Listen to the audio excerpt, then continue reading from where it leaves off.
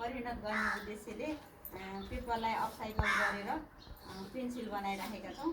यो लिड हो, यो पत्रिकाबाट लिडको साइजमा कटिङ गरेर यसको पनि लिडको साइज हुन्छ। हजुरहरूले आफूहरूले गर्न चाहनुभयो भने सिक्ने बेलामा जान्नुहुन्छ, हामीले त्यो सबै प्रोसेस सिकाउँला होइन। अब यो साइज कटिङ गरियो, यो लिड हो र यसको टुप्पोमा यसरी यहाँ गम लगाएर अनि त्यहाँबाट यो लिडलाई यसरी यहाँ टाँसेर हामीले यस्तो लिड सुरुमै लिड लगाउनुपर्छ, हातकै काम धेरै हुन्छ यसमा है। यसरी लिड रेडी गऱ्यौँ र अब यो लिडलाई हामीले मेसिनले रोल गर्छौँ। मेसिनले रोल गरेपछि त्यहाँ सुकाइराखेको छु। हजुर पेन्सिल लिएर एउटा ल्याउनु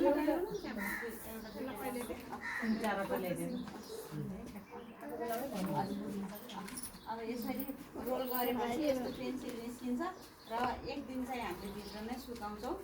मेसिनबाट निस्किँदै ओसिएकोलाई यसमा गम चाहिँ अब्जर्भ हुनुपर्दो रहेछ, यसमै सोसिनु पर्दो रहेछ। अनि एक दिन त्यहाँ सुकाएपछि फेरि दोस्रो दिनबाट हामीले बाहिर घरमा सुकाएर यो 6-7 दिन सुकाएपछि तिखार्न रेडी हुन्छ। अनि नर्मल कटरले नै तिखारेर अनि हामीले साइज कटिङ गरेर अनि बजारमा बेच्न लैजान्छौँ। यही नै हो हाम्रो लागत नाफा।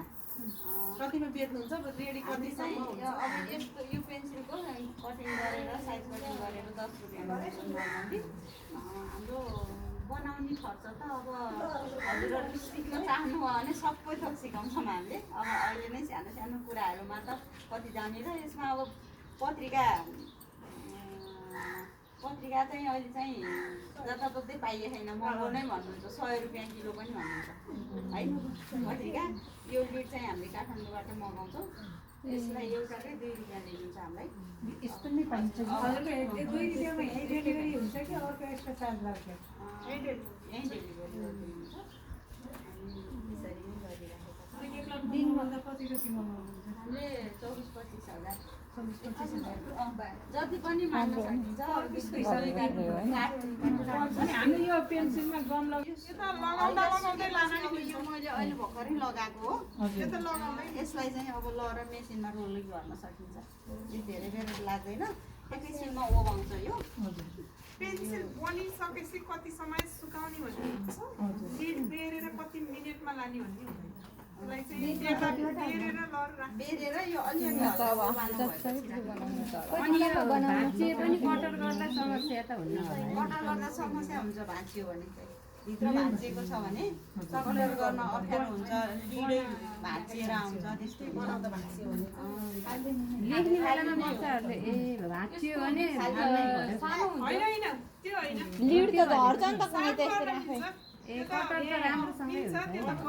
यो नभाँचिएको चाहिँ यसरी दह्रो भएर आउँछ। हेर्नु न, यस्तो दह्रो भएर आउँछ। यो युजाइन्टको होइन कि उयो अर्को पेन्सिल जस्तै खान मिल्छ मजाले। बिचको काठको सट्टै यो पेपर प्रयोग त्यति मात्र फरक।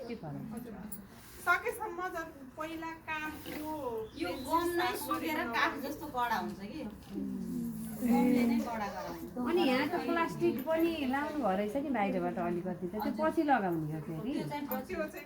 त्यो स्टिकरवाला अलिकति अर्डर आएको थियो, पेपर हो। अर्डर आएको थियो, त्यो खोल पाइँदो रहेछ। खप्प राखेर अनि ओभनमा सुकाएर ए यो खोल छुट्नु कुनै स्कुलहरूले चाहिँ अर्डर गरेको क्या, स्कुलको लोगो चाहिँ छ नि। त्यो चाहिँ मागाएको भएर हो म्याडम। अनि हाम्रो रियल पेन्सिल त यो नै हो। यो यसैलाई यो